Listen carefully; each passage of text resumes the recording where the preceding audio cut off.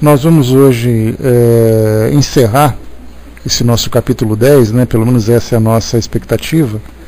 Nós entraremos então no 8º item, resumo teórico do móvel das ações humanas, que é a questão 872. E nesse resumo, na verdade ele não é uma pergunta, ele não é uma questão necessariamente, mas ele é um tópico que Kardec selecionou para apresentar algumas reflexões em torno do livre-arbítrio, porque quando fala sobre resumo teórico do móvel das ações humanas, o móvel das ações humanas nada mais é do que a liberdade de ação, a liberdade de agir, a liberdade de pensar. Então aqui nesse item 872, Kardec aqui discorre um raciocínio bastante interessante, falando sobre as nossas virtudes, as nossas fraquezas, as influências a que nós somos submetidos, as influências do meio, onde nós nos encontramos também. Então a gente vai lendo, comentando aqui devagar, a Vaninha vai ter que sair um pouco mais cedo, daqui a pouco ela já se ausenta aqui da sala, mas conseguiu aparecer rapidinho aqui para dar um oi para todo mundo. Bom dia, pessoal que chegou. Vamos lá então, item 872. Kardec diz então o seguinte: a questão do livre-arbítrio pode resumir-se assim: o homem não é fatalmente conduzido ao mal, os atos que pratica não estavam inscritos, os crimes que comete não são o resultado de um decreto do destino. Ele pode, como prova e expiação, escolher uma existência em que se sentirá arrastado para o crime, seja pelo meio em que estiver situado, seja pelas circunstâncias supervenientes. Então aqui é bastante profunda essa primeira passagem, porque nos coloca o seguinte: a prova a que todos nós somos submetidos nos colocam num determinado tipo de ambiente e também envoltos em determinadas circunstâncias, em determinadas situações que vão, de alguma forma, nos estimular determinadas reações. Quando a gente pensa, Kardec já fala aqui do modo mais já puxa para aquilo que é o mais complicado na nossa personalidade, quando ele fala sobre os crimes. A gente não fala sobre equívocos, a gente fala sobre crimes que são cometidos, o crime contra si mesmo, o crime contra as pessoas, o crime contra o ambiente, seja lá como for.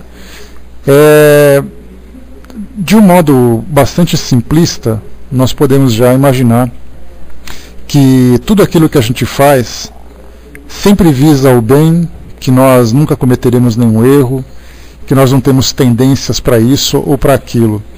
Mas a gente lembra sempre que, conforme as escolhas que a gente vai fazendo, a gente vai se envolvendo em determinadas tramas, e essas tramas exigem de nós, algumas vezes, atitudes que chegam ao nosso extremo. Por isso que exatamente é uma prova, porque se não chamasse exatamente aquilo que nós devemos fazer do máximo da nossa força de caráter, do máximo da nossa força moral, não seria uma prova, seria apenas uma experiência corriqueira, sem nada a ser testado nos valores que a gente acaba adquirindo. Então existem situações extremas em que a gente vê na televisão, no nosso meio social, no nosso meio familiar, pessoas que se envolvem em determinadas situações, que fazem escolhas que nós, do lado de fora, normalmente diríamos assim: bom, eu não escolheria fazer isso, eu não faria dessa forma. Isso porque a gente sabe, dentro da frieza do nosso raciocínio, por não estarmos envolvidos no calor daquela situação, nós sabemos que aquele tipo de escolha, aquele tipo de decisão vai nos trazer um problema muito maior. Mas quando a pessoa se encontra no meio daquele turbilhão todo, envolvida no meio daquela problemática toda, ela certamente começa então a decidir de acordo com o seu instinto, porque ela não tem aquela frieza, aquela lógica para poder pensar. Ela age de acordo com o seu instinto de sobrevivência, aquilo que vai protegê-la, aquilo que vai trazer segurança para ela dentro da sua visão. E é aí, então, que os desdobramentos dessas escolhas muitas vezes chegam de uma forma complicada. afetando a si mesmo ou afetando a outras pessoas. Daí então nós consideramos esses crimes. E de um modo geral, a gente sempre pensa o seguinte, que dá a impressão de que as pessoas convivem umas com as outras ou vivenciam determinadas situações porque ela tinha que passar por aquilo. Só que na verdade ela não tinha que passar pelo resultado, ela tinha que passar pela experiência.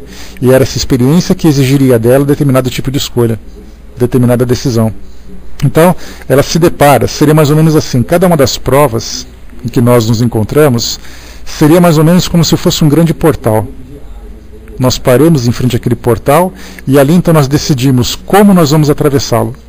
Só que de um modo geral, quando as pessoas falam sobre destino, quando falam sobre predestinação, dá a impressão de que nós já somos determinados a entrar nesse portal. E lá dentro desse portal a gente não tem mais opção nenhuma, não tem mais condições de fazer nenhum tipo de escolha. Só que exatamente ali a porta muitas vezes se abre, nós temos a opção de entrar por essa porta ou não. E seja lá como for, entrando ou não, nós sempre teremos uma consequência. Se eu não fizer tal coisa, um problema vai acontecer. Se eu fizer outra coisa, um outro tipo de problema vai acontecer. Mas a questão é, de que forma que eu vou vivenciar esses problemas? Porque os problemas são as provas.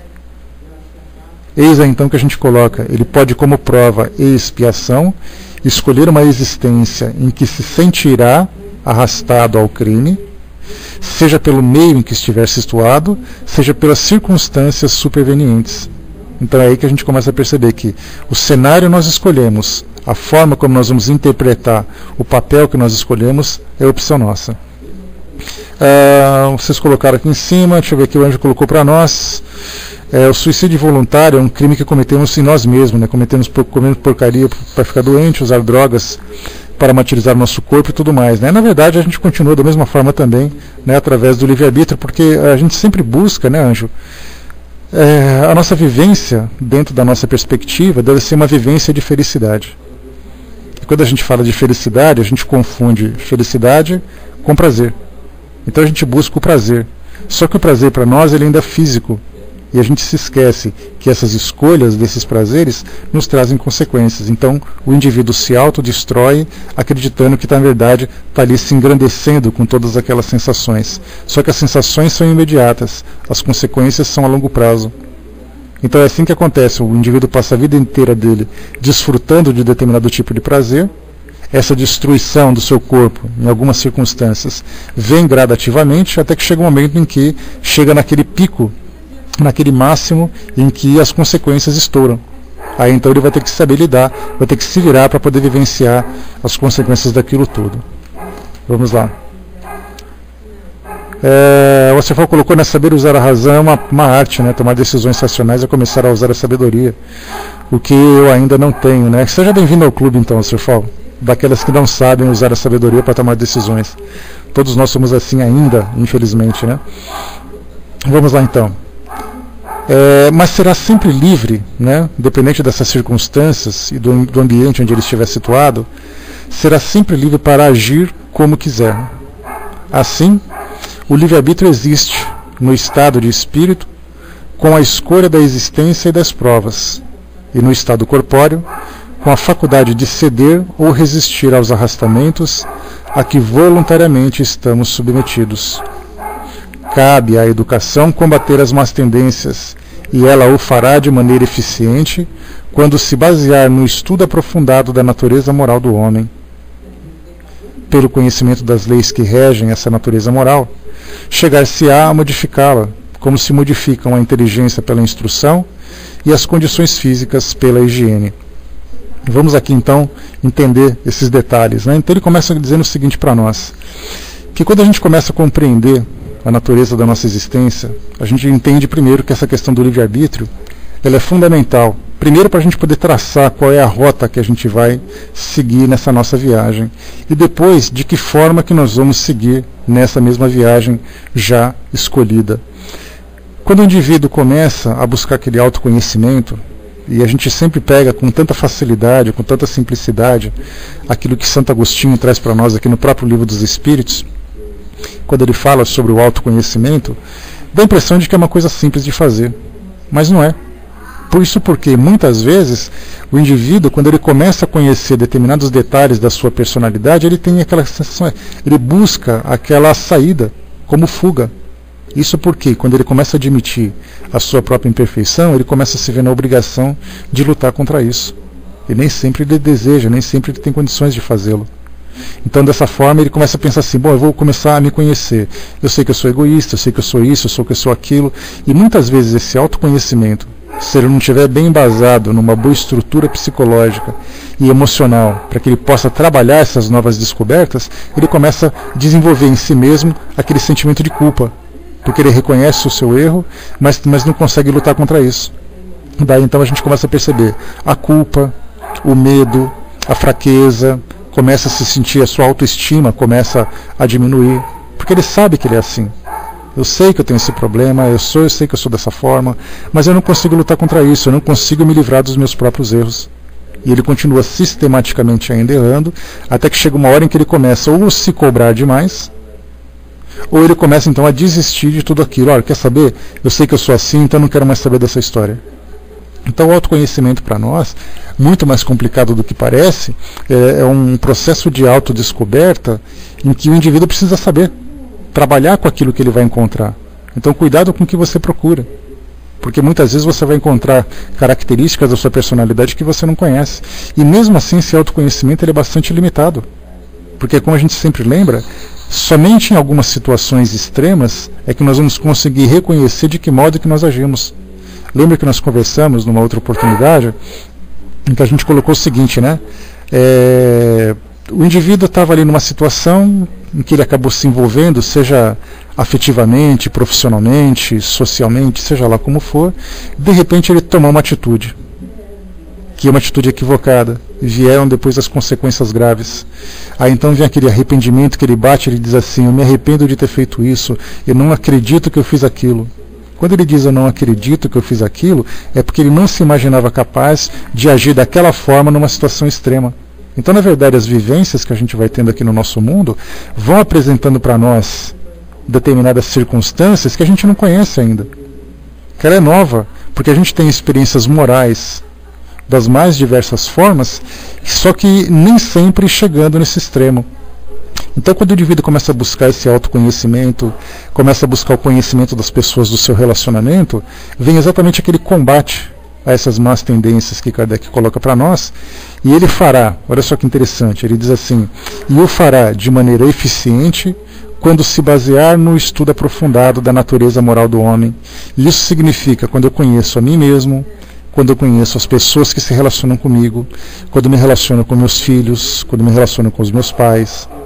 Quando a gente fala, por exemplo, a gente chegou a comentar no nosso tema livre na semana passada, uma pergunta que surgiu para nós, falando sobre as crianças que cometem crimes. Como é que uma criança pode ser responsável por um crime se a psicologia diz que ela não tem maturidade, mas ao contrário o espiritismo diz que ela é um espírito que tem uma grande bagagem?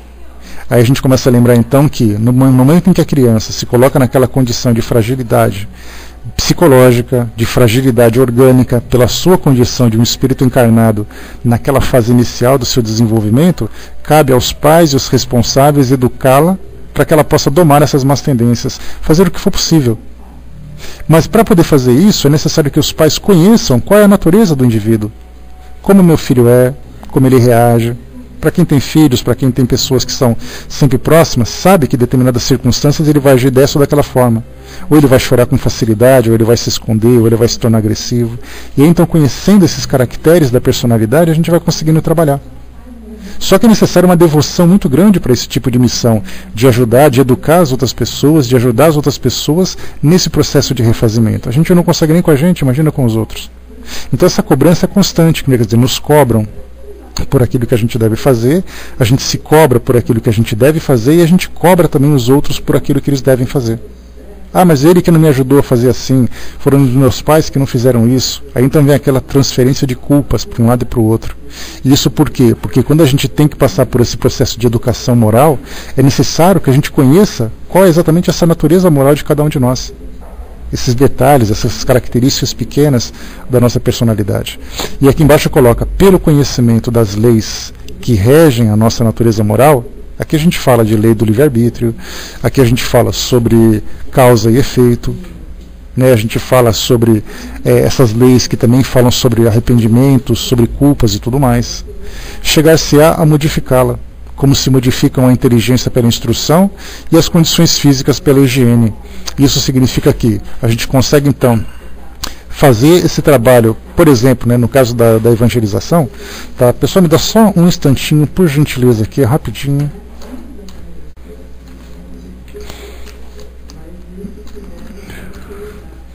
Voltando, pessoal. Então aqui a gente coloca nessa parte aqui, que fazendo essa lapidação, né, esse trabalho de reformulação de valores, que hoje as famílias falam sobre conduta social, sobre conduta moral. As religiões, de certa forma, falam sobre evangelização. Lembra que evangelização não significa fazer com que o homem se torne mais religioso, significa que ele se torne mais moralizado. Só que a gente acaba confundindo isso, né, dizendo o seguinte, que o indivíduo, para ser bom, ele tem que ter uma religião. Na verdade, o indivíduo, para ter bom, ele precisa ter uma filosofia moral. E cada uma dessas religiões tem a sua própria filosofia, sempre visando, né, trazer esse aprimoramento, trazer esse conhecimento desses novos valores, das consequências, ele capaz de ser analítico com relação às atitudes que ele tem. Então, através dessa educação moral, vai conseguir fazer com que o indivíduo se transforme da mesma forma também que a instrução modifica a inteligência do indivíduo. Ele se torna mais lógico, mais informado, consegue raciocinar com mais clareza. Da mesma forma que pela higiene, ele consegue também modificar as condições físicas. Lembrando que higiene não significa necessariamente limpeza. Higiene são todas as medidas necessárias para que você tenha boas condições físicas. Boa alimentação, exercício, a higiene, quer dizer, a limpeza de um modo geral. Então tudo isso faz com que as condições físicas dele também se transformem. Então nós temos várias medidas em que a gente consegue trabalhar vários aspectos da nossa personalidade. Continua aqui para nós o texto. O espírito desligado da matéria, no estado errante, a gente lembra que errante é aquela condição do indivíduo que caminha sem destino, digamos assim. Ele simplesmente caminha passando por uma fase intermediária, né? Porque enquanto nós somos espíritos que necessitamos reencarnar, significa que nós somos espíritos nesse estado errante. Quando nós já estabelecemos a nossa condição no mundo espiritual, deixamos de ser errante, né? Então o espírito desligado da matéria, no estado errante, faz a escolha de suas futuras existências corpóreas, segundo o grau de perfeição que tenha atingido. Então é no mundo espiritual que ele começa a escolher de que forma que ele vai vivenciar a sua existência terrena, né? E isso é importantíssimo da gente compreender, porque quando nós falamos sobre estarmos encarnados, dá a impressão de que nós não podemos mais fazer escolhas. Só que como encarnados, nós podemos também escolher qual é a direção que nós vamos seguir, porque as provas, as expiações ou mesmo as missões são pré-determinadas no mundo espiritual, visando a nossa evolução, mas aqui no mundo físico também nós temos a oportunidade de fazer escolhas. Aqui, por exemplo, eu posso escolher, olha, a partir de hoje eu quero então começar a trabalhar com tal coisa, começar a desenvolver tal tarefa. Eu posso fazer agora, isso não estava pré-determinado. Então a gente precisa quebrar um pouco dessa rigidez quando a gente fala sobre pré-determinação, porque essa flexibilidade que existe no mundo espiritual existe exatamente para que a gente possa se desenvolver de acordo com as circunstâncias. Quer dizer, a gente vai se adaptando às novas circunstâncias, a gente vai fazendo novas descobertas, e a partir daí então a gente começa a escolher novos caminhos. Agora, aquilo que é o cenário onde a gente vai se encontrar, isso é mais importante, isso sim já foi feita uma escolha antecedente, uma escolha antes da gente poder reencarnar. E aqui então ele coloca o seguinte para nós. Ele faz as escolhas, naturalmente, nesse segundo grau de perfeição que tenha atingido, né? Isso porque a gente lembra sempre que quando a gente fala sobre livre-arbítrio, dá a impressão de que a gente pode deitar e rolar em cima do nosso plano reencarnatório. Eu posso escolher à vontade onde, como, quando, porquê, não estou nem um pouco preocupado com isso. Eu simplesmente escolho aquilo que me dá mais prazer. E a gente já conversou sobre isso também, que não é bem assim que a coisa funciona. A liberdade vem para nós de acordo com a capacidade que a gente tem de assumir responsabilidades. A criança tem liberdade de escolha? Sim, ela tem liberdade de escolha, mas a liberdade que eu concedo a ela, porque eu sei o que é melhor. E quando a gente fala sobre aquela orientação superior, né, aquela orientação divina que rege nossas vidas, todas as nossas escolhas Todo o livre-arbítrio que nós temos, né, toda a liberdade que nos é concedida para fazer essas escolhas, ela vem na medida exata de acordo com a nossa capacidade. Aqui no nosso mundo físico, por exemplo, nós temos pais que deixam seus filhos fazerem escolhas, só que são pais muitas vezes irresponsáveis, que deixam os filhos escolherem a melhor forma de viver, escolhem de uma forma equivocada e geram problemas. Quando a gente fala sobre a supervisão do mundo espiritual, quando a gente fala sobre a supervisão de Deus, a gente fala numa conduta perfeita. Então nós temos ali na medida exata a liberdade de escolha que nós podemos suportar. Então eu tomo todas as decisões dentro daquele plano, sabendo que tudo aquilo que vier como consequência está dentro da minha capacidade de suportar, né, de suportar tanto positivamente como negativamente também. Eu não vou assumir responsabilidades de fazer algo que eu não consigo alcançar, e os meus erros estão na medida exata daquilo que eu consigo suportar também. Continuando. E nisso, como já dissemos, que consiste, sobretudo, o seu livre-arbítrio. Essa liberdade não é anulada pela encarnação. Se ele cede à influência da matéria, é então que sucumbe nas provas por ele mesmo escolhidas.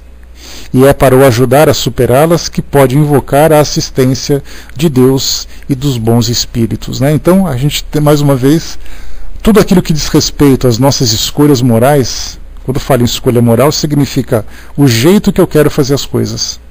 E isso eu tenho liberdade absoluta, plena para fazer. Mas o nosso planejamento reencarnatório, ele não pode ser feito em cima da hora de modo improvisado. A gente tem que pesar aquilo que nós trazemos como virtudes, aquilo que nós trazemos como imperfeições das nossas vivências anteriores e quais são os objetivos que nós desejamos alcançar nessa próxima etapa. Nesse nosso planejamento, não estão relacionadas todos os alvos que nós devemos atingir. Porque nós não conseguimos fazer isso. Não adianta a gente querer dar um passo maior do que as nossas próprias pernas. Muitas vezes a gente imagina que a nossa evolução ela se dá em quilômetros.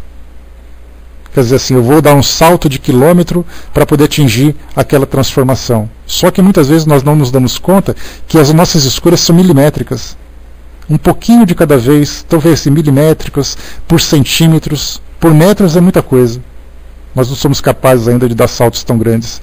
Então a gente vai milimetricamente, centimetricamente, dando essas pequenas, evoluindo nesses pequenos espaços, de acordo com as imperfeições que a gente vai apresentando. Então somos nós que criamos grandes expectativas para a gente poder alcançar essa evolução, só que nós nos esquecemos que nós não temos capacidade para isso ainda. Imaginemos assim, uma coisa bem simples. A partir de hoje ninguém mais vai falar mal de ninguém. Será que a gente consegue suportar essa tentação de fazer alguma crítica destrutiva em alguém da televisão, um ator, um jogador de futebol, um vizinho, um parente, um familiar? Será que a gente vai conseguir conter o nosso pensamento? Eu não falo de falar, eu falo de pensar, porque ficar quieto todo mundo pode ficar. É só tomar aquela decisão, a partir de hoje eu não falo mal de ninguém, mas Deus segura o que passa no meu pensamento. Então a partir de hoje nós não vamos mais pensar mal de ninguém. Será que a gente consegue lidar com esse desafio? Certamente não. Sim, eu sei que é o primeiro passo, filhinho, mas eu estou dizendo assim, será que a gente consegue lidar com esse desafio de não mais pensar em mal de ninguém? Porque quando a gente fala em alcançar a perfeição não é você falar, é você não pensar e você não sentir nada de negativo com relação às pessoas. Por isso a gente percebe, eu não consigo deixar de pensar mal. Mas o fato de eu não falar, o fato de eu não agir dessa forma, já é um começo. Então a gente muda daquela perspectiva de dar saltos quilométricos para saltos milimétricos. Um pouquinho de cada vez, gradualmente. Algumas vezes a gente pode intensificar um pouco mais esses passos, mas ainda assim a gente não pode visar aqueles grandes objetivos no final da jornada. Para poder chegar no final da jornada, a gente precisa passar por cada pedacinho do caminho que nós escolhemos. Então aqui para nós, de acordo com as circunstâncias também, conforme Kardec nos lembra, ele fala muito nesse texto aqui sobre as influências espirituais. A influência positiva e a influência negativa. A influência positiva no suporte, no amparo, na assistência que nós podemos ter diante das circunstâncias.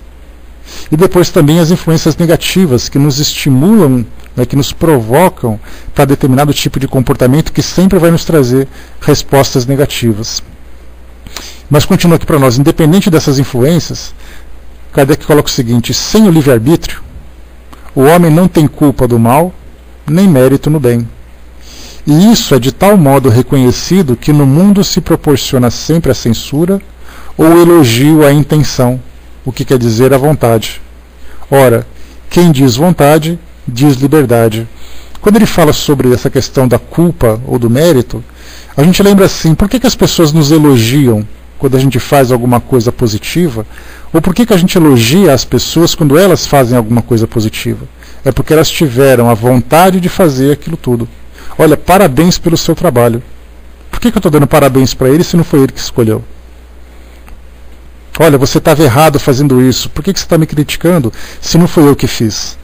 Então, dentro dessa filosofia simplista que a gente percebe que o homem não tem essa liberdade de fazer escolhas, que ele nasceu para ser mal ou nasceu para ser bom, então ele não tem preocupação nenhuma, a gente não precisa se preocupar em valorizar nada do que ele faça, porque ele simplesmente segue uma programação. Como qualquer computador, como qualquer máquina que tem ali um mínimo de inteligência artificial, programada no caso, né? Porque ele não toma decisões, mas o mínimo de programação que vai simplesmente cumprir aquilo que foi pré-determinado. Nem mais e nem menos. Mas quando a gente fala então, já que eu tenho vontade de fazer as coisas, vontade de fazer o bem, vontade de fazer o mal, significa então que eu estou lidando com liberdade. Muitas vezes, quando a gente fala sobre essa questão da liberdade, eu posso, nas circunstâncias que a gente acaba vivenciando, eu não tenho liberdade de fazer aquilo do jeito que eu quero, mas nem por isso eu tenho vontade de fazer. Porque aquilo que me impede de fazer as coisas, na verdade, são circunstâncias materiais. Eu tenho vontade, por exemplo, de conhecer a Torre Eiffel. Ótimo. Se eu não tiver dinheiro para isso, se eu não tiver condições de sair do meu país, eu posso morrer de vontade, mas não vou conseguir cumprir aquilo que eu gostaria de fazer. Então a gente vê que são circunstâncias materiais que me impedem. Mas, por exemplo, assim, olha, eu tenho vontade de conhecer, eu tenho vontade de fazer, essa vontade já me dá essa liberdade. Aí o mundo material, exatamente que é o nosso campo de prova, porque o mundo material serve exatamente para nos trazer determinados limites. Eu tenho vontade de fazer tudo, mas não significa que eu possa fazer tudo. E aí então, nesse mundo material, nós temos ali limitações do ambiente onde a gente se encontra, limitações sociais para fazer aquilo que a gente quer, limitações físicas, limitações de relacionamentos, de uma série de limitações que vão simplesmente nos conduzindo naquele pequeno caminho que a gente vai seguindo. Então, assim, você tem que cumprir aquilo dentro dessa programação. Mais do que isso, você já não pode fazer. Não adianta, por mais que você queira, você não pode. Se eu quiser escalar uma montanha, por exemplo, eu não posso. Se o outro quiser fazer tal coisa, eu quero ter uma... por exemplo, no caso de pessoas que têm limitações de saúde, eu quero fazer tal coisa, mas você não pode se alimentar, ou você não pode ter filhos, você não pode tomar essas substâncias, você não pode fazer um monte de coisa. Então o mundo físico tem exatamente essa característica. É para o espírito um ambiente de muitas restrições, para que ele possa apenas ter liberdade restrita para cumprir aquilo que ele mesmo escolheu, aquilo que ele mesmo determinou para a sua existência. Então ele cumpre aquela tarefa do modo como lhe convém, mas dentro dessas restrições. Já o espírito, com essa liberdade física, porque ele não se encontra restrito na matéria, ele pode fazer tudo aquilo que ele quiser. Só que nem sempre pode desfrutar das mesmas sensações. Exatamente porque no mundo espiritual, a gente lembra que a sensação física não existe. É apenas a sua imaginação que vai ali florescendo e vai dando para ele essas lembranças ou essas ideias, mas ele não consegue vivenciar isso tudo. Então, nessa fase inicial, onde nós nos encontramos, eu acredito que essa fase de provas e expiações que a gente vivencia atualmente é uma das fases mais difíceis que se tem. Isso porque, quando você se coloca como espírito primitivo, você age de acordo com os instintos. Quando você já chega como um espírito regenerado, você já tem consciência das coisas e você já tem uma certa sabedoria para agir. Nós estamos exatamente nessa fase de transição, saindo do instinto e começando a desenvolver raciocínio. Então é mais ou menos como um adolescente, saindo daquela fase infantil, entrando na fase mais adulta, em que as coisas começam a se tornar confusas na sua mente. Ele faz escolhas e sofre as consequências e sofre por isso, quer dizer, não sabe exatamente como agir, não sabe como se posicionar. O Braço colocou, né? Bom dia pessoal que chegou. Deve ser muito triste aquelas pessoas que vivem ainda hoje sob os jogos proibitivos das leis mosaicas, né? Você já parou para pensar? Olha, Brasil eu não vejo como tristeza, eu vejo como necessidade. Né? Ontem, por acaso, eu assisti a um seriado que eu sempre assisto, que mostrava a vida de algumas mulheres na região islâmica, lá no Oriente Médio, vestindo aquelas burcas, vivendo naquele regime, né, patriarcal como é a sociedade islâmica, as mulheres completamente submissas e tudo mais, né? Então a gente lembra sempre que os ambientes que vão surgindo no nosso mundo, eles proporcionam experiências específicas para cada tipo de pessoa. Então, para aqueles que vivem naquele local, porque quando a gente fala assim, deve ser muito triste, é como se a gente estivesse condenando a sabedoria divina, proporcionando para aquelas pessoas aquelas experiências. Então, quer dizer, se os ambientes existem, e as pessoas vivenciam naquele local, é que elas são naturalmente atraídas para poder passar por aquelas experiências.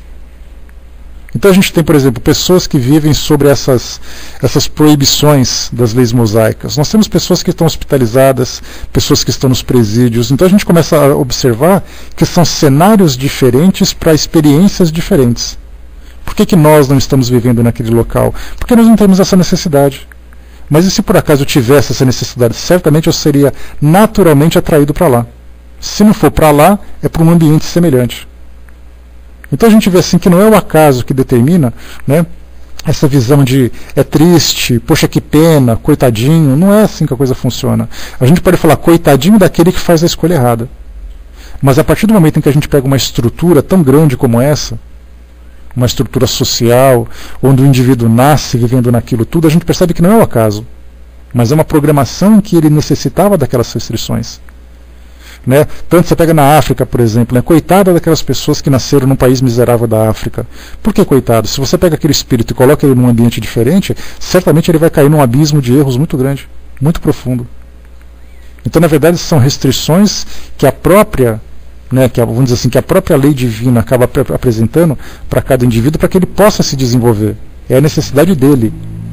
Porque do contrário, ou ele faz uma escolha para sofrer, né, digamos assim, uma martirização, né, eu quero sofrer assim. Quer dizer, se você quer sofrer, o problema é seu. Boa sorte com a sua escolha. Agora sim, se você coloca assim, coitadinho, caiu lá por acaso, aí a gente percebe um desperdício.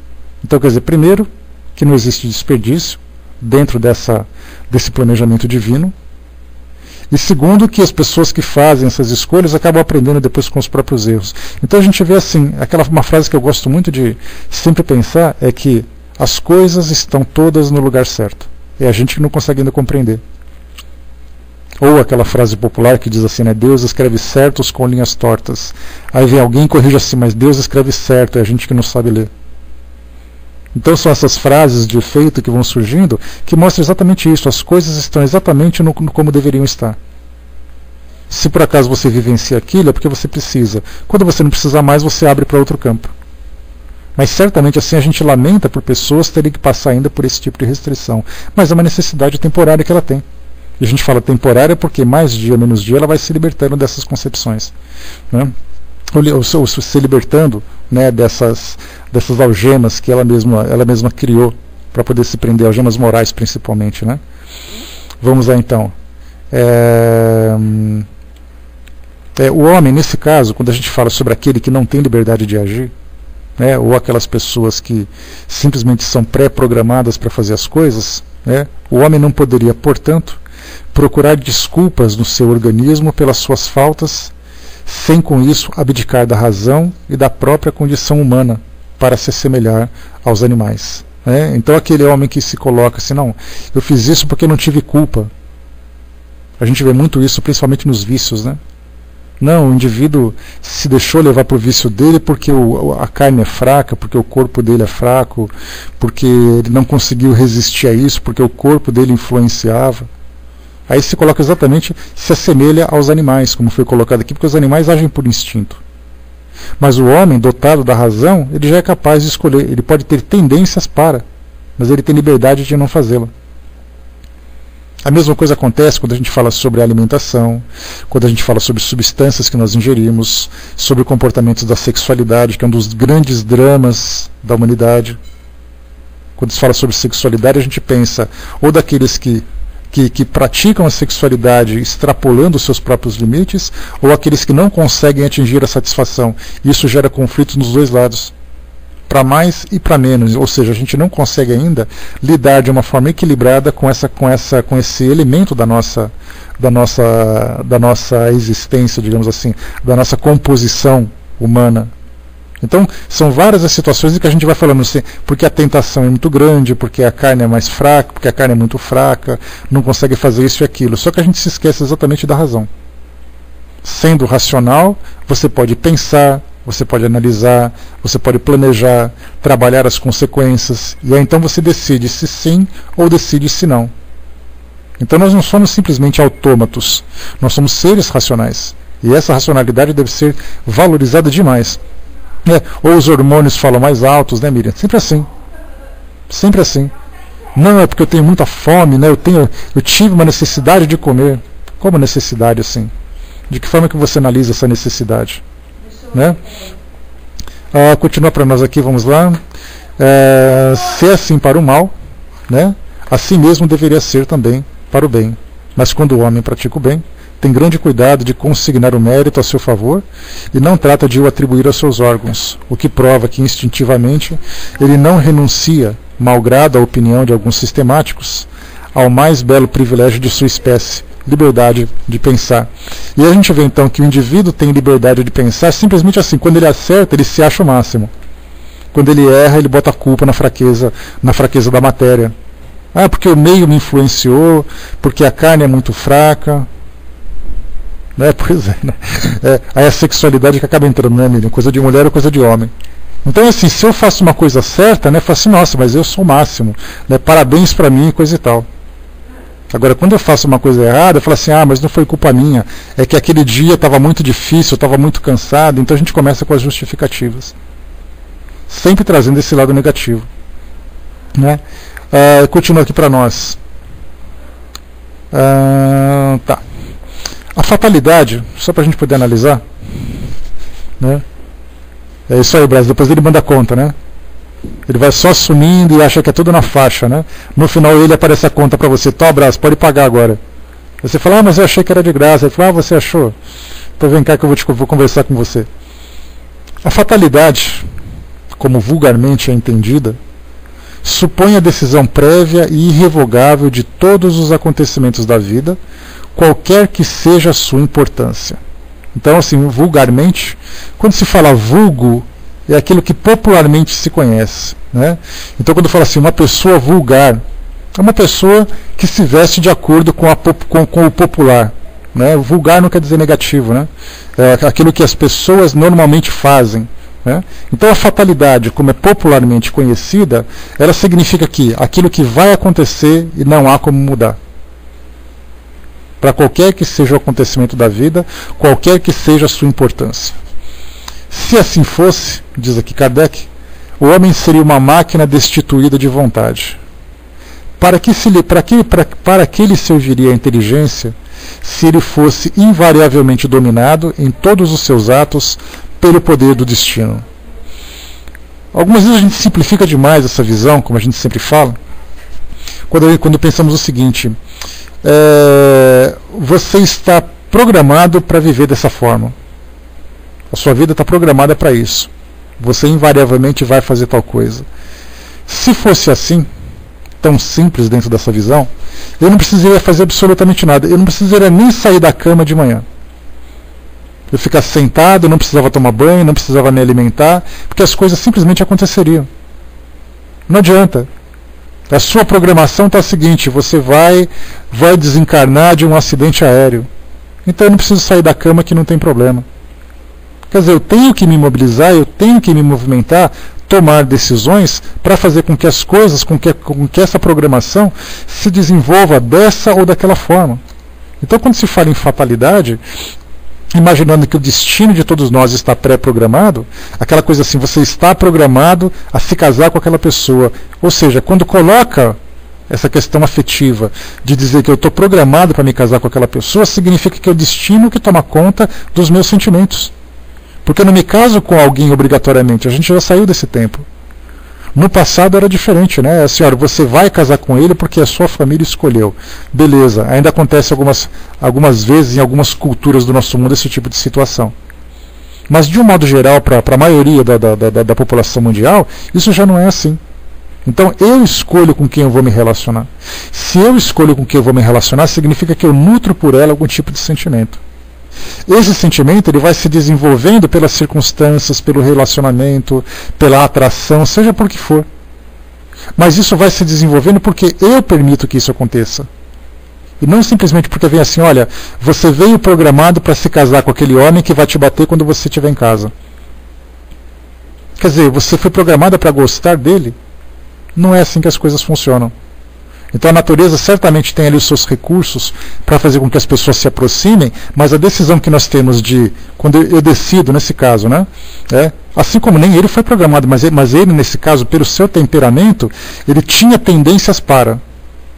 Mas se por acaso ele levantou a mão para praticar uma agressão e ele desistiu de completar o ato, significa que ele já está sendo dono da sua própria vontade. Mas aí então as pessoas falam assim, mas eu sou uma pessoa muito nervosa, eu ajo dessa forma. Então a sua prova vai ser controlar o seu nervosismo, controlar a sua agressividade. Porque é um seu temperamento, é uma tendência que você tem. Mas não significa que é ela que te controla, é você que pode dominá-la se você quiser. Então ele diz para nós aqui, se assim fosse, o homem seria uma máquina destituída de vontade. Né? Aqui, semelhante doutrina, essa que mostra que tudo vem previamente programado, semelhante doutrina, se verdadeira, representaria a destruição de toda a liberdade moral. Não haveria mais responsabilidade para o homem, nem mal, nem crime, nem virtude. Deus, soberanamente justo, não poderia castigar as suas criaturas por faltas que não dependeriam delas, nem recompensá-las por virtudes de que não teriam mérito. Semelhante lei seria ainda a negação da lei do progresso, porque o homem que tudo esperasse da sorte, nada tentaria fazer para melhorar a sua posição, desde que não poderia torná-la melhor, nem pior. Aquilo que eu falei para vocês, quer dizer, a gente cairia numa condição de estagnação moral, porque eu não preciso fazer absolutamente nada porque as coisas já são assim. Se por acaso eu nasci na miséria, a gente tinha essa visão, e ainda tem um pouquinho, mas já um pouco mais diluída, digamos assim, na antiga religião calvinista, a atual igreja presbiteriana, que falava sobre predestinação. Segundo a visão calvinista, inclusive atraiu muitas pessoas naquela época, né, na época da reforma religiosa, lá no século XVI, ele diria atraiu muitos nobres, né, porque os nobres eram pessoas detentoras de muitas riquezas, e aí então dizia o seguinte, que se você nasceu rico é porque você tinha que ser rico, se você nasceu pobre é porque você tinha que ser pobre. Então não adianta você fazer nada de bom, nada de mal, que as coisas são assim e pronto. Então essa predestinação, que é o nome dado exatamente para essa condição, fazia exatamente que ele se colocasse naquela condição cômoda de não ter mais que se mobilizar para absolutamente nada. A sua própria vontade, o seu próprio livre-arbítrio estaria completamente nulo, bastando ele viver a vida automática do jeito que ela está, que está tudo bem. Então eu sou pobre, tá? Eu sou pobre, mas através do meu esforço, através da minha vontade, eu posso vencer na vida, dentro dessa visão materialista, né? E através de vencer na vida eu consigo modificar, né, a minha condição, da minha família, tendo novas oportunidades, porque na verdade a minha prova era exatamente a prova do exercício, do esforço, do trabalho para poder modificar aquela condição. A prova não era miséria, a prova era o esforço que eu deveria fazer para sair daquela condição. Pois é, exatamente, né, Marcele? Continua aqui para nós. Deus, soberanamente justo, que a gente já colocou. Tá. A fatalidade não é, entretanto, uma palavra vã, né, porque a gente pensa muitas vezes que já que a interpretação dela está equivocada, a gente pode simplesmente anulá-la, e na verdade não. A fatalidade não é, entretanto, uma palavra vã. Ela existe no tocante à posição do homem na Terra e às funções que nela desempenha, como consequência do gênero de existência que o seu espírito escolheu, como prova, expiação ou missão. Sofre ele de maneira fatal todas as vicissitudes dessa existência e todas as tendências boas ou más que lhes são inerentes, né? Então a gente lembra mais uma vez daquele cenário, né? Você escolhe o cenário que você vai interpretar, o período em que você vai interpretar, porque a gente lembra sempre, quando se faz programação reencarnatória, dá a impressão de que é uma coisa simples de fazer, mas a gente não faz ideia do tamanho dos conflitos que cada indivíduo enfrenta para poder fazer essas escolhas. Primeiro, pela própria natureza das provas. A gente apresenta ali aquilo que existe de mais intenso na nossa existência, né? Olha, eu tenho um problema sério com isso, e isso em várias existências sempre me traz problema esse tipo de comportamento, esses tipos de decisões que eu tomo. E aí então eu vou escolher provas que vão não apenas me apresentar restrições nesse sentido quando forem necessárias, ou estímulos para que eu possa vivenciar isso. E aí então quando a gente faz uma escolha, então o espírito já começa a apresentar uma certa resistência. Eu estou com medo de fracassar, eu estou com medo de sofrer de novo, eu estou com medo de tomar essas coisas, né, de tomar essa ou aquela decisão, né? No caso, né, Luzira, bom dia, né? Temos tendências suicidas, né? Nós temos, na verdade, tendências de fuga. Né, porque quando você fala de suicídio, você pensa em destruição. Grande parte dos suicídios, na verdade, são opções de fuga daquela realidade. As pessoas, por exemplo, não cometeriam suicídio se elas tivessem opções. Por isso a gente lembra sempre que suicídio, no sentido de destruição, ele só vem mesmo numa condição patológica. Mas os indivíduos, de modo geral, optam pela fuga. E essa, na verdade, é uma das fugas. Você pode fugir da existência que você tem hoje, você pode fugir abandonando as coisas que você tem. Então é sempre tendência de fuga daquilo que é difícil, daquilo que é problemático, até quase como uma questão instintiva. Aquele instinto de sobrevivência faz com que a gente sempre tente viver da melhor forma, da forma mais confortável, da forma mais prazerosa. Quando a gente enfrenta uma dificuldade, é natural que a gente tente fugir dessa dificuldade. Só que hoje, dotados da razão, a gente já começa então a entender que essas dificuldades vêm para nós como um exercício moral, um exercício de transformação. Por isso então hoje a gente se torna mais resistente a essas provocações, a esses estímulos, facilitando o nosso desenvolvimento. A gente já cometeu muito erro no passado, só que a gente vai cometendo erros ainda daqui para frente, né, do presente para o futuro, mas são erros menos intensos. São erros de fraqueza extrema, são erros de descuido, são erros de ignorância. Não são mais aqueles erros intencionais, digamos assim. Né? Então, nesse sentido, a gente coloca o seguinte aqui,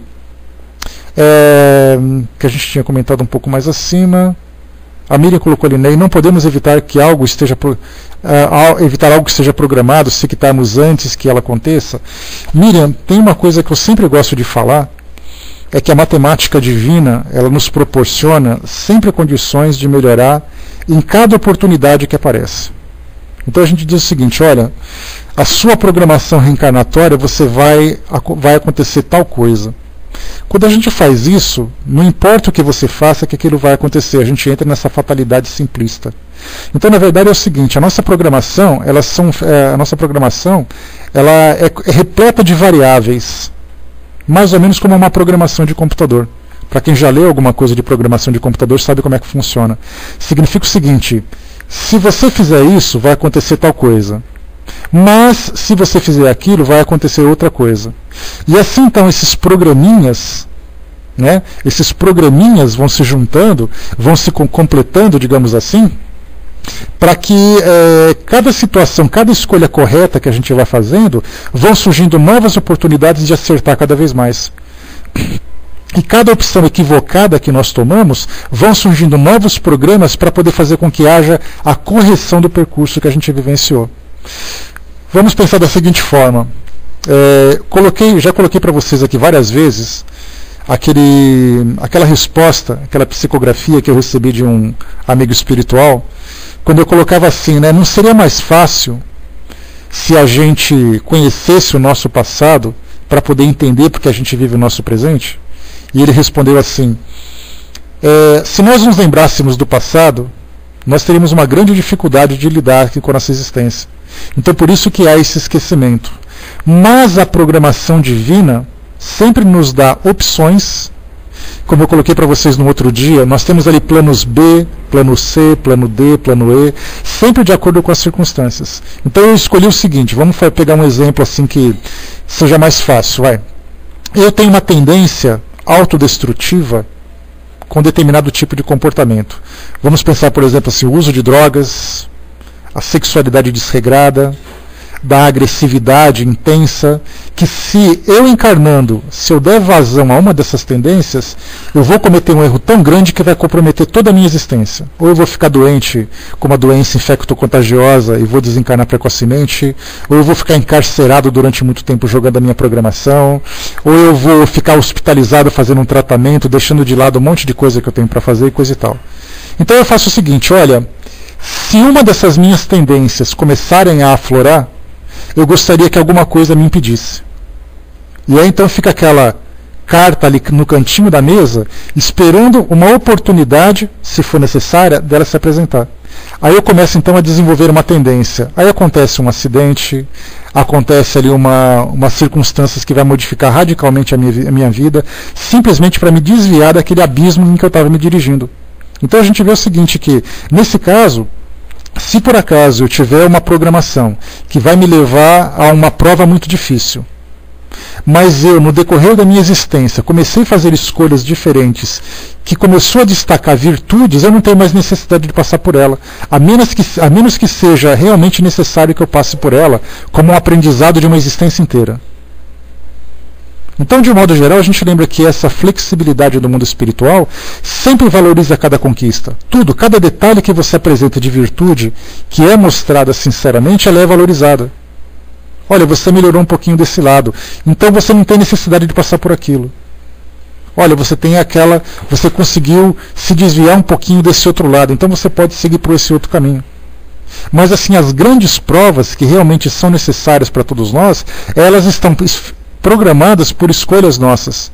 Mas muitas outras provas acabam sendo modificadas pelo fato da gente ter apresentado aquisições ou conquistas durante a nossa existência que acabaram superando a sua necessidade. Mas quando isso acontece, a gente simplesmente não sabe. Né? A Luluzinha colocou lá em cima, né? Então não existe alma gêmea. O conceito de alma gêmea, Luluzira, inclusive foi a revista Cristã de Espiritismo desse mês, tem uma matéria de capa chamada, né, almas gêmeas existem? Né, eu vi hoje, inclusive, lá no site deles. Se puder comprar a revista, seria bem interessante. Quando a gente fala em almas gêmeas, a gente fala de espíritos que têm grandes afinidades. E essa grande afinidade, essa grande amizade que acabou gerando entre eles, sempre traz o benefício de crescimento entre os espíritos. Só que muitas vezes a gente fala muitas vezes em paixões obsessivas, que tem pessoas que já pegamos casos, para nós que trabalhamos em atendimento fraterno, nós temos uma situação bastante interessante. Uma pessoa diz assim, olha, eu conheci o amor da minha vida, tenho certeza que ele é a minha alma gêmea. Só que ele foi embora e casou com outra pessoa. Aí a gente levanta aquele questionamento porque a pessoa, muitas vezes envolvida nesse sentimento, nem consegue raciocinar. Como é que o indivíduo pode ser alma gêmea dela se ele optou por outro casamento? Mas ela continua achando, eu tenho certeza que ele é minha alma gêmea. Ele fez aquela escolha porque ele se enganou, porque ele ficou desorientado, porque isso, porque aquilo. Então, na verdade, nós falamos de espíritos com grandes afinidades, e quando nós falamos desses amores que são realmente muito profundos, são amores que nós ainda não conhecemos.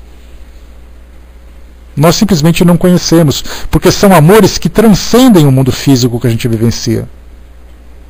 Algumas pessoas dizem assim, ele é o amor da minha vida, não existe nada mais importante para mim no universo. Ele é um espírito milenar, ele é um espírito imortal, tem um universo inteiro para ele evoluir, ele acha que a vida dele está restrita em alguém que ele conheceu agora.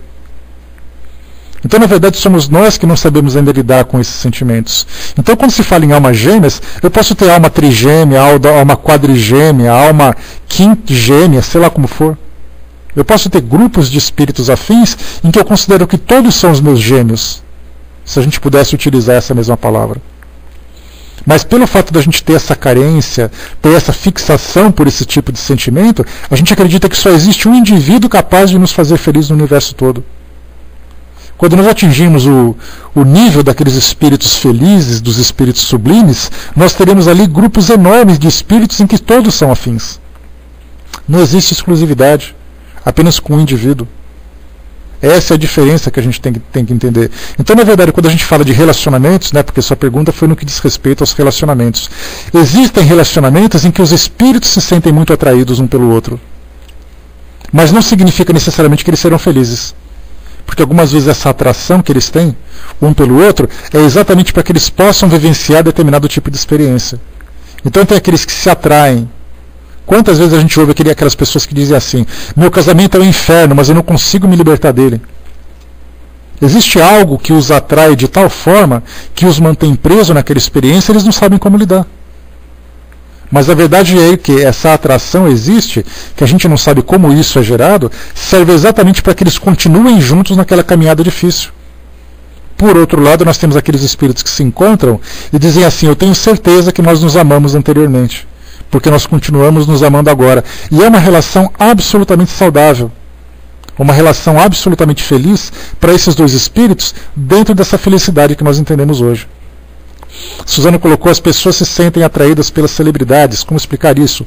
Orgulho, vaidade, atração, sensualidade, tudo coisa da matéria, Suzana. Porque na verdade você se atrai por uma celebridade pela importância que ela tem e pela importância que você vai achar que tem por estar junto dela. Porque ela, na verdade, como indivíduo, não representa nada para você. O que representa é a posição que ela ocupa. Porque se você tirar aquela pessoa, né, obrigado, você fala. Porque se você tirar aquela pessoa e colocar outra naquela mesma condição, a outra vai se tornar importante. Por isso que a gente observa muito esses casamentos fugazes que acontecem no mundo hoje, de celebridades, de esportes e tudo mais, que acabam se aproximando, porque na verdade é assim, vamos supor que eu sou um jogador de futebol e chega uma garota se sente muito atraída por mim porque eu sou um campeão. No momento que eu me aposentar, ela vai se deparar comigo. Ela não vai se deparar mais com o jogador de futebol que ela se casou. Se por acaso eu sou um ator famoso e ela se casa comigo, ela está se casando com um ator. Porque o dia que eu ficar no fracasso e não tiver mais filmes, não tiver mais dinheiro, mais posição, ela vai buscar uma outra pessoa. Então, na verdade, isso aí significa simplesmente atração. São as sensações da matéria que provocam isso nas pessoas. E aqui, na verdade, é tudo ilusão. É a sensação do prazer fácil, né? Vamos em frente aqui para a gente continuar. Não sei, tá, pessoal, se tiver algum problema que vocês quiserem colocar, vão colocando aí, tá? Eu estou tentando colocar aqui direitinho, né, de uma forma rápida, de uma forma objetiva, mas se por acaso ficou alguma coisa incompleta, vocês por favor avisem. Vamos em frente então aqui, né? Tá. Sobre ele, falando sobre fatalidade, de maneira fatal, todas as vicissitudes dessa existência e todas as tendências boas ou más que lhes são inerentes, né? Sofre ele de maneira fatal todas as vicissitudes dessa existência e todas as tendências boas ou más que lhe são inerentes. Mas a isso se reduz a fatalidade, porque depende da sua vontade ceder ou não a essas tendências. Os detalhes dos acontecimentos estão na dependência das circunstâncias que ele mesmo provoque, com os seus atos, e sobre os quais podem influir os espíritos através de pensamentos que lhes sugerem. Kardec coloca aqui um outro detalhe importante sobre as influências que nós vivenciamos. Nós nos influenciamos o tempo todo. Por exemplo, vamos falar sobre infidelidade. Aquela pessoa que por acaso me atrai para aquela situação de infidelidade, ela exerce sobre mim um tipo de influência, provocando em mim aí os meus instintos da sensualidade. Eu posso cometer o erro de ceder a essa tentação ou não. Mas não é simplesmente aquela pessoa, é a circunstância. A circunstância de uma provocação de sensualidade, a circunstância de uma situação em que vai me proporcionar um prazer fácil, e vai ser de acordo com o meu caráter que eu vou apresentar resistência ou não. Por isso a gente coloca sempre assim que, dependendo das circunstâncias que eu vou mesmo criando, eu tomo uma atitude hoje, uma decisão hoje, que vai me trazer uma consequência amanhã, uma consequência positiva ou negativa. Então quando eu falo para vocês que a nossa vida é uma vida de consequências, significa assim que nós temos a nossa programação, mas na verdade assim, tudo que vai acontecendo, todos os eventos que vão acontecendo na nossa vida, são consequências de escolhas que nós vamos tomando, que nós vamos fazendo. E depois ele coloca, né, sobre os quais podem influir os espíritos. Então essa influência, como a gente colocou, ela pode ser uma influência de um encarnado ou de um desencarnado. Alguém que me estimula a infidelidade é um espírito que está me influenciando, só que ele está encarnado. Como pode haver aqueles espíritos que estão desencarnados que me provocam da mesma forma. Né? A Lulu Zora colocou: eu me influencio muito, nada me faz feliz e acabo fugindo de outras coisas, né? Até penso em suicídio para fugir, eu acho, né? Na verdade, a gente se sente meio desorientado algumas vezes, Lulu Zora, porque a gente tem algumas expectativas com relação à vida que estão um pouco fora do nosso alcance. Então, na verdade, somos nós que não conseguimos ainda ajustar a nossa programação. A gente quer aquilo que os outros conseguiram conquistar, a gente quer uma posição que os outros estão ocupando, a gente quer vivenciar uma vida que os outros construíram, a gente se esquece de buscar aquilo que nós somos capazes de fazer. Buscamos, sem dúvida nenhuma, grandes conquistas, mas algumas vezes pequenas conquistas já são suficientes. Mas a gente sempre tem essa ambição de fazer com que os outros apontem para nós a forma de viver. Eu quero viver como ele. E a gente, infelizmente, hoje vive um mundo muito provocativo, vamos dizer assim. Você liga a televisão, você vê uma família feliz que está interpretando um papel. Só que a gente se esquece que, na verdade, aquilo que está sendo interpretado é um script que está sendo seguido. As pessoas apresentam uma vida de conforto, uma vida de luxo, numa novela, num filme, coisa parecida. Aquilo tudo foi programado para ser dessa forma. E aí então eu começo a olhar para a televisão e quero ter a vida que as pessoas têm. Só que na verdade nem aqueles atores são assim. Tanto que a gente começa a perceber o seguinte, que algumas vezes os atores têm uma vida extremamente infeliz, só que eles, como personagens, são super-heróis. Por que isso tudo? Porque a gente não pode confundir aquilo que é realidade daquilo que é ficção. E a gente sempre busca essa ficção como uma forma de autoilusão. Se por acaso a gente se encontra desorientado, hoje nós temos técnicas, por exemplo, de psicoterapias, porque no passado psicoterapia era coisa de louco, né? Hoje a psicoterapia se tornou um instrumento extremamente poderoso para fazer com que a gente coloque os pés no chão e comece a olhar a nossa volta para saber exatamente o que a gente vem construindo no nosso dia a dia. Então a psicoterapia é extremamente valorosa por isso. A gente começa a pensar assim: quem sou eu? O que eu estou fazendo? Pois é, exatamente por isso que a gente tem. Por que ela? Porque assim, não é ela é baixa. A pergunta é: por que ela é baixa? O que faltou exatamente para que pudesse voltar à sua condição natural? E é aí que essa autodescoberta tem a necessidade de orientação profissional. E essa é uma recomendação que a gente sempre faz. Se por acaso a gente se encontra meio perdido, vamos buscar alguém que possa apresentar para nós um caminho. Né? Grande abraço, John. Então, esse é o detalhe importante. Vamos buscar um novo caminho, alguém que possa apontar uma direção, que a gente possa descobrir valores em nós que estão desconhecidos. Porque se a gente deixar que o mundo faça, que o mundo aponte para nós a forma da gente viver, a gente vai enlouquecer. Eu tenho que viver de acordo com o que eu posso. E estar convicto de que essa é a melhor forma. Porque a gente fala assim: eu estou vivendo assim, né? Fazer o quê? Não é fazer o quê? Eu estou vivendo assim, pronto. Essa é a forma que eu sei viver, essa é a forma que eu posso viver. E quais são os projetos de vida que eu tenho? É aí que começa então a reformulação dos nossos valores. Né? A Muriel colocou: bom dia, Muriel. Meu pai e meu tio são suicidas, né? Porém eles tiveram livre-arbítrio. Porém não tiveram ajuda e não procuraram ajuda. Né? Porém sempre faço preces por eles, para que se perdoem e perdoem as pessoas que eles levaram a isso. Né? A doutrina espírita é a nossa luz. Depois a gente lembra sempre que quando se fala sobre esses atos de fuga, ou atos de autodestruição, são situações extremas que as pessoas vivenciam. Né? A gente lembra sempre que quando se fala no indivíduo que busca essa condição extrema, é porque ele já não suporta mais viver aquilo.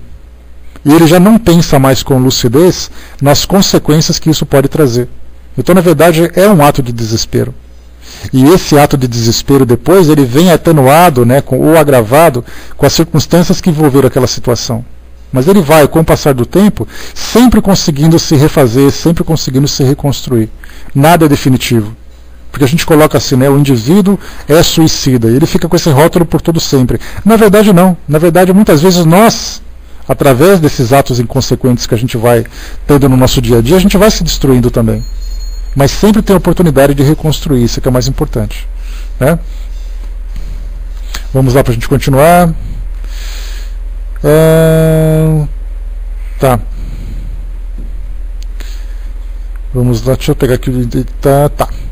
A fatalidade está, portanto, nos acontecimentos que se apresentam ao homem como consequência da escolha de existência feita pelo espírito. Mas pode não estar no resultado desses acontecimentos, pois pode depender do homem modificar o curso das coisas pela sua prudência, e jamais se encontra nos atos da vida moral, aquilo que a gente tinha colocado um pouco mais acima, quando se falava exatamente sobre essa questão. Nós podemos mudar um pouco essa trajetória de vida que a gente vai ter no decorrer da nossa existência? Sim, podemos. Algumas são flexíveis, outras são mais rígidas, de acordo com a necessidade de cada indivíduo.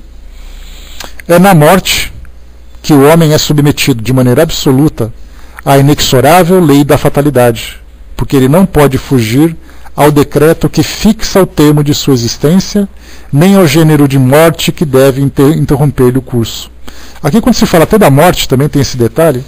Tem pessoas que pensam assim: olha, você nasceu e você vai desencarnar no dia 15 de novembro de 1917, às 3 horas da manhã.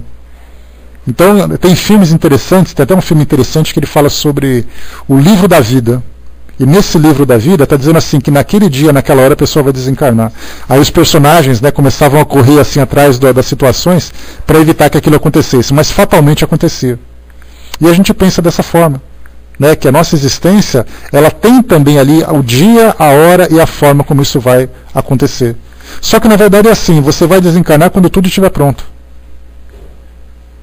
Se você conseguir antecipar as coisas que você precisa fazer, ou você precisar de uma moratória para resolver as coisas vão acontecer. Então, na verdade, essa rigidez é da nossa parte, é a forma como nós interpretamos. Estava escrito lá nos textos divinos. Só que estava escrito numa língua que a gente não conhece, né? A gente que tem a pretensão de achar que sabe tudo. Não cai uma folha se Deus não quiser. Pois é, mas vai cair a hora que Ele quiser também. Não é a hora que nós queremos. Só que essa hora que nós queremos, nós não sabemos. Simplesmente assim, né? Nesse caso, o John colocou também, né? As pessoas que usam drogas não antecipam o dia, é a autodestruição, né, John? Quando você começa a se autodestruir, o teu corpo, que é uma máquina, começa a falhar. E se você tinha uma existência para chegar nos 80 anos com os seus netos, com os seus bisnetos, você vai desencarnar com 25, deixando mais 55 anos de tempo perdido, tendo que refazer tudo isso. E essa autodestruição compromete. Por isso que a gente fala, é o livre-arbítrio. Deus sabia que você seria um usuário de drogas, que você desencarnaria precocemente? Não, mas ele, quer dizer, não é que não. Ele sabia que você poderia fazer essa opção. Mas você tinha o livre-arbítrio de não fazê-lo. Por isso a gente sempre coloca que essa rigidez é uma interpretação equivocada da nossa parte. Por isso nós temos ali vários caminhos diferentes que vão nos levar para esse mesmo destino. É a forma como nós vamos vivenciar que vai fazer a diferença. Né? O Brás colocou: na fazenda que nasci, um senhor passou fazendo... deixa eu ver aqui... passou na fazenda despedindo, dizendo que naquele dia iria morrer e queria estar em tal local e morreu mesmo, até na hora marcada. Né? Nesse caso, é aquela questão da presciência, né, Brás? É aquela intuição que o indivíduo tem, sabendo que as coisas vão acontecer. Mas se todo mundo fizesse isso, meu amigo... É mais ou menos aquela música do Paulinho Mosca, né? Quando ele diz assim, né, o que você faria se só te restasse esse dia? A gente já tem um monte de gente cometendo loucuras de comportamento, loucuras de autodestruição. Quer dizer, tem indivíduos que cometeriam suicídio para não esperar a hora da morte. Vocês já viram uma coisa assim? Eu vou morrer amanhã, não suporto, então vou me matar hoje. Grande coisa ele fez. Ele acabou se destruindo de um jeito pior ainda. Né? Então, na verdade, a gente sempre pensa dessa forma. Né, que nós não sabemos dessa programação exatamente pela dificuldade que nós teríamos de lidar com isso. Saber que um ente querido seu vai desencarnar, se você tem um apego muito grande ao que ele vivencia, se você mesmo vai passar por essa situação, nem todo mundo está preparado para isso. Continua para nós aqui. Aqui tem um texto grande, que eu acho que a gente não vai conseguir terminar hoje. Deixa eu ver aqui. Bom, a gente falou aqui, né? Aí ele fala depois aqui da doutrina espírita. Né? Então essa doutrina que a gente coloca, né, segundo a doutrina comum, o homem tiraria dele mesmo todos os seus instintos. Estes procederiam, seja da sua organização física, pela qual ele não seria responsável, seja pela sua própria natureza, na qual pode procurar uma desculpa para si mesmo, dizendo que não é culpa sua de haver sido feito assim. Quantas pessoas dizem isso, né? Ah, mas Deus me fez assim, paciência. Não foi Deus que te fez assim, foi você que se transformou nesse tipo de pessoa. Ah, mas eu sou uma pessoa muito nervosa mesmo e eu acabo agindo desse jeito. Então para de agir. Porque as pessoas não têm culpa de você ser dessa forma, de você ter se transformado nessa forma. Né? Então a gente vê dessa doutrina comum que tira a responsabilidade do homem. No nosso próximo encontro a gente vai falar sobre agora a doutrina moral da doutrina espírita, que coloca sobre o homem a responsabilidade pelas suas próprias escolhas. Né? Eu imaginei que a gente fosse conseguir terminar tudo hoje, mas pelo jeito, né, como a gente viu, acabou se estendendo um pouquinho mais. Então a gente fecha por aqui o nosso trabalho, meus amigos, lembrando que na próxima quinta-feira, que é feriado, Corpus Christi, a gente não vai ter o nosso estudo. Então temos hoje, amanhã, a gente tem aqui o nosso estudo do Livro dos Médiuns, depois só na sexta-feira. Beleza? Muito bem. Tá muita coisa para se falar sobre essas situações, tá muitos casos que vocês colocaram também, dúvidas, né, de experiências pessoais que vocês vivenciam, dúvidas de experiências que você... Corpus Christi, né, Fletcher? O estudo religioso, é um feriado religioso, né? Aí eu tenho certeza que vai todo mundo à missa, vai todo mundo fazer procissão, ninguém vai pra praia, né? Então tudo assim, uma beleza. A gente se consola porque na Alemanha também é, né? Na Alemanha quase não tem feriado. Então assim, feriado religioso, todo mundo vai pra igreja, né? Pois é. Deixa eu ver aqui, né? Legal, seja bem-vinda, Violet. Né? Soldado colocou, o Espiritismo não tem como objetivo resolver problemas, e sim nos mostrar a realidade do mundo espiritual e material, seguindo princípios fundamentais, né, enquanto doutrina, né, quer dizer, traz esclarecimento, né, agir, a liberdade, porque dá a impressão assim, né, o soldado, essa colocação que você fez ela é muito interessante, porque lembra mais ou menos aquela ideia, né, que Jesus salva. Quer dizer, não é você que se salva, né, é o outro que tem que se salvar, sendo que na verdade você que tem que ter responsabilidade de fazer essas escolhas. Então muitas vezes a gente se entrega a uma religião acreditando que a sua vida está transformada porque a religião fez isso. Só que inconscientemente as pessoas se condicionaram a agir de forma diferente e conseguiram se livrar de uma série de equívocos. Então esses jargões que a gente observa, né? O sangue de Jesus tem poder, se entrega para Jesus que ele vai te salvar, Jesus morreu na cruz por sua causa, essas histórias que a gente tem é muito conformista, porque te tira a responsabilidade e coloca a responsabilidade nele. E se por acaso você continuar errando, foi ele que se equivocou? Não, foi você que não se entregou completamente. Na verdade foi você que não se conduziu completamente. E essa liberdade que a gente tem que ter é fundamental. Né? Fletcher colocou, né, o pastor disse que eu e minha família, meus amigos, vão tudo para o céu. Né? Pô, boa viagem. A gente se vê lá, né? Dependendo da companheira que você pegar, Fletcher, você vai muito bem para lá também. Né? Agora que a gente ir para o mundo espiritual numa condição de felicidade, numa condição de tranquilidade, esse é o desafio. Né? Bom, pessoal, fechando por aqui então, eu vou passar para o nosso amigo Hermes que vai fazer o nosso trabalho, o nosso encerramento, e depois a gente volta para dar os recadinhos para vocês. Tá? Pode subir, professor? Beleza, então, estou passando para